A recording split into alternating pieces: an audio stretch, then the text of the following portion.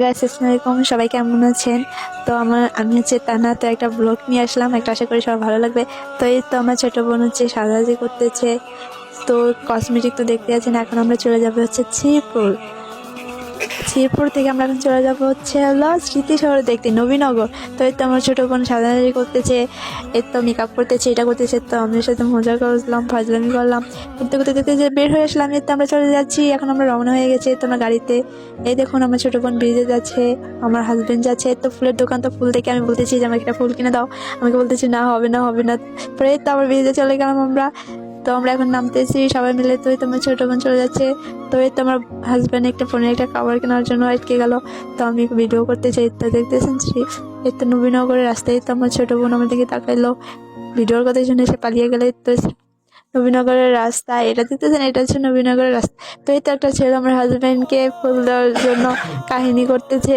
ছেলেটা তাকে ছাড়তেছে না, ফুল নিতেই হবে ফুল নিতেই হবে। তো এই তো কথা বলতেছে, ফুল নেওয়ার জন্য জোরাজুরি করতেছে, তাকে জিজ্ঞাসা করতেছে। পরে তো অলরেডি 50 টাকা দিয়েই দিল।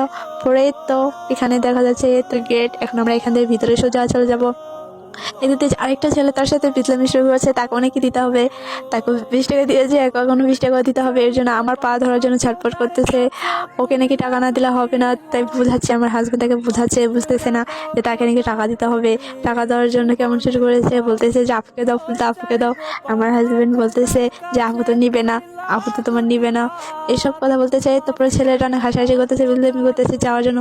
পরে তো দেখুন স্মৃতিশহর যেতে বলছেন। এই স্মৃতি শহরে আমরা চলে আসছি। আমি, আমার হাজবেন্ড আর আমার ছোট বোন এখানে দেখতে আসছি, বেড়াতে আসলাম। এই তো আমার হাজবেন্ড একটু শুট নিতেছে, একটু পিক তোলার জন্য ভিডিও করতেছে।